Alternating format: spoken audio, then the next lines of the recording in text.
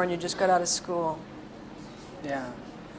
I like that you say when you do a dance album, I mean, this was really the intention. Yeah. With Believe and with this. Yeah, you don't do it by accident. Right. It's a planned thing. But the producers on this are different than they were on Believe, Well, right? some of the producers are the same. You know, the guys that did Believe, they also did Song for the Lonely. And a lot of the producers are different because sometimes when someone writes a song and then they do a very good demo, you kind of let them go. You know, you kind of let them work on it because they've got the vision. You know, they come to you with a vision. If someone can come to you with a whole vision, then you let them have their way. Plus, a lot of these guys are really young, and so it's great to work with people that are fresh and just coming up. Yeah. Because, I mean, we all were at one time. I'm trying to think of the name of the song that I love. It's music doesn't sound as good without you. Oh, the music's no good without you. Music's no good without you. Yeah, that's a very strange song, isn't it? I love that song. Yeah. I mean, there's a lot of, you dedicate the record to the people of New York. Right. And I think to a friend of yours, right? Your friend Liz? Oh, right. Yeah. Well, that Song for the Lonely is dedicated for Liz. Oh, okay. So, obviously the record was done by the time 9/11 Oh, yeah. hit, right? The Song for the Lonely, almost the whole record was done by the time, but Song for the Lonely was definitely done before 9/11. And when we did it, I just thought, well, this is a great song. I just loved it. It was I thought, oh, this is so U2, this is my kind of U2 song.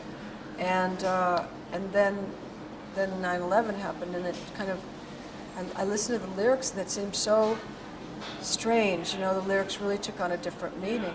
I love the song, but it was sadder than it was before. Where were you when you heard about what was happening in New York? I was in bed, and I was getting ready to go to court. I had been in court for 3 weeks, and I had BBC America on, and I woke up, and I thought, I wonder why they're re-showing the bombing of the World Trade Center. That's what I thought, because there was no sound on. Yeah. And then, I don't know, I think that, how when you watch something and you can't really understand it, when you're looking at it and yet you just can't, it's almost like it's like your mind keeps going, huh? And so you watch it and you listen and you're kind of in shock because you're not really sure how it could be. And that's how I felt about it. I just kept thinking, this can't be. I know I'm watching it, but it must be something else. How did it affect your life since then? I mean, clearly it had an impact on the record and how that rolled out. I think because it affected the country that I live in, and it affected everything around us, and affected how we live and how we think, and how our insecurities about, we're always thought that this land was so safe, and no matter what happened, nothing would happen here, and you have, that everybody that was supposed to be protecting you, the FBI, the CIA, the government, they would be there to take care of you, and they would know things before it happened, and they would warn you, and all that kind of stuff, and then you kind of think, it's every man for himself. Yeah. It's like the Ridge thing. Who can remember? It's like looks like the NBC peacock. I'm not sure, which side of the peacock is dangerous. It goes yellow, red, orange, green, blue, and I'm thinking, I just hope I can remember the right color. I remember when I was reading about the making of Living Proof. Yeah. And you were talking about a cover that you wanted to put on the record, right? There was a cover that you were working on that you weren't really... Yes. Did that change? Yes, it did. It just didn't work out. Can you tell us what it was? It was, oh Christ, it was Don't Leave Me This Way. Oh, Thelma Houston. Yeah. Okay. Because I'm like... And we did 3 different tracks, and nobody could nobody got exactly what I wanted, because they were so interested in making it completely different. Then that once it went completely different, it lost all of the feeling. Right. It was very kind of techno something, and lost all the feeling of it. Well, people were trying to talk you out of doing that to begin with, right? Yeah. And then So But nobody let's really talks try me out it. of doing anything, unfortunately. So you did it 3 times? Yeah. Okay. I couldn't get anybody, I knew that nobody wanted to do it, and I kind of felt like I was sabotaged, but at that time I was up to my ass doing the record, so I thought, Yeah. let it go. You can't always get what you want. But you tried it. Yeah. And I'll do it sometime in real life. really? Do Yeah. do you do it live? Is it something that you do? No, I just used to do it in my shower. Ah, okay. I mean, that was very live. I used to do it, so I've got one of those shower men, and I used to Really? just put it on and dance around my shower. I almost killed myself once. Dance around my shower to Thelma Houston, singing at the top of my lungs. Oh, that's funny. I wonder what you think. You've done so many different things, so many different mediums that you've excelled in. I wonder how do you see your career from your perspective? Do you think of yourself as a singer or as an actress? No. I think of myself as just an entertainer, I just think of myself as, I actually think of myself as a lazy person who works a lot. Really? Yeah. Because I think basically my nature is kind of lazy. I have to be pushed, I have to be kind of pushed to okay. Or I think, oh, that would be a great idea. And then after I think it would be a great idea, I think, oh, I'm scared. I don't want to do this. And then you just keep going, and then finally you're doing it. One day you're doing it. So how do people push you? What's the bait? What's the carrot on the end of the stick? Oh, it doesn't work like that. It's kind of like the tour. I thought, oh God, do I want a tour? Do I want it? I don't know. It's a big thing, and la di da da. So my managers, they kind of lied to me and said, look, we'll just say yes now, and in April, if you don't want to do it, we could just pull out. Well, which is total crap, because by April we were already into it up to our necks. but it's kind of a good strategy, because by the other day I was committed. I commit last. I'm the last person to commit. I commit right before I go on stage. So your manager lies to you to get you to do it, and then it's a really interesting strategy. And you keep the same management over? Oh yeah, but I mean it's not. No. I mean, it's just the way they do it, and it actually works. They got you figured out.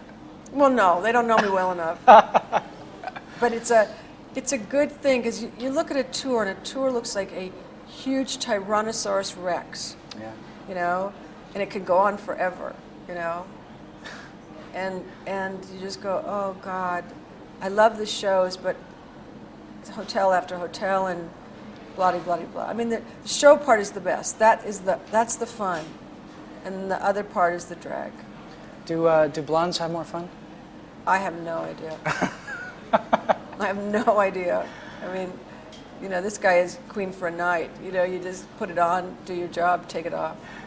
But do you notice you get more head turns if it's blonde, if it's brunette? People, yes, they're very much more head turn, because at one time I had real blonde hair for a while. It was this long, but it was blonde, Uh-huh. And I remember people were like, talk to you slowly, give you directions slowly, because, Cinderella was blonde and the evil queen had black hair. Right. So there's some subliminal things going on there. Now, you've become sort of an icon. Don't say icon. I was going to say icon. Don't even say that. You saw me form the letter I. I know. I saw it in your eyes. Why can't I say icon? You don't want to be an icon? Because it's like an icon is something you buy in Russia. Oh, okay. So it's like a museum piece or something. No. Huh? It's like a religious thing on the wall that's part metal and some jewels and all that. It just doesn't have a meaning to me at all. What do you prefer then? Nothing. A person. I call myself Cher. Okay, fair enough.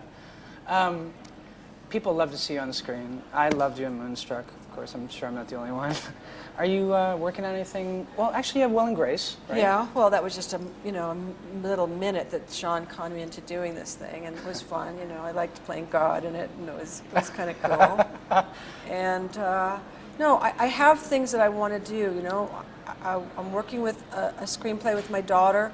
Really? That I want to direct, and I want to do some more acting, because I really want to finish one phase, and the tour phase is a big thing, I want to finish that, and then I'd like to go back to Broadway. I had such a good time there. Yeah. And there are things that I would like to just do for the hell of it, and not think about this part of my life, this part of my work life, after this. I mean, you've done so many different things, and I wonder what it is that you haven't done that you really want to do. You touched on it a bit, but it sounds like really working with your kids somewhat, working with Chastity. Well, yeah, I mean, Elijah's album, I think, just came out today. Oh my gosh, are you on it? No, I'm not, but he and I did do a song together for a movie. But no, so Deadsy's out today, and that's kind of cool. And Chess has got a new book coming out, and that's kind of cool. So it's kind of a artsy, craftsy family. Wow. It's got to be great, though, to see your kids becoming individuals and having an impact on the world. And well, I'm not saying it because they're my kids. I think if they weren't talented, I would love them, but I would know that they weren't talented, but they really are. Yeah. So, they have good genes. Yeah. From both sides. Yeah, right. My Absolutely. son was a really great writer, and Gregory was a great musician, great singer and songwriter, so they both come by it honestly. Yeah. And you're still single now, right? You're single? Yeah. Are you Am I looking for a relationship? Are you like... You don't look for that. You Yeah. stumble over it, you fall into it, but you don't go looking for relationships. They happen or they don't. Absolutely. So, well, best of luck with the record. Thanks. And thanks for letting us promote it on AOL. Okay. It's got to be cool. Do you like seeing your stuff promoted online? Is that... Yeah, I think, Still getting used to that idea? When the stuff first comes out, that's where you go to see, what the reaction is from the people, because that's immediate. It's immediate, and it's something that you never had the access to before. I mean, you had to wait for a long time. You couldn't go on and listen. Like I went on to the chat room once, and I was trying to chat with everybody, but nobody believed it was me, so it was a big pain in the ass. But you get an idea of what everyone thinks immediately about something that you've done. Yeah. So that's kind of cool, and you get a big idea about what everyone thinks. So it's cool. It's great feedback. So you're like, hi, this is Cher. And they're like, get out of here. No, I had this girl, and she was typing it, and I was, trying to, they were making lots of mistakes. And I was going, no, that's not the way it happened. And they were like, yeah, fine. And some guy that was always pretending to me that they all knew it was like, get out of here, whatever his name was, And I kept going, no, it's really me, and this is really what happened. And then they asked me a question. I don't even know if I could remember it, so they thought, oh, she's bogus. But it was fun. I actually liked doing that. Yeah. Well, if I see you online, I'll believe you. All right. The code word will be I don't icon. know. Icon, right. Thank you so much. It's such You're a pleasure welcome. to meet you. Thank you. Yeah. Cher. It's Sessions at AOL. I'm Chris DeRiis. The new album is called Living Proof. Yep. And it's in stores right now. Thank you, Cher. You're welcome.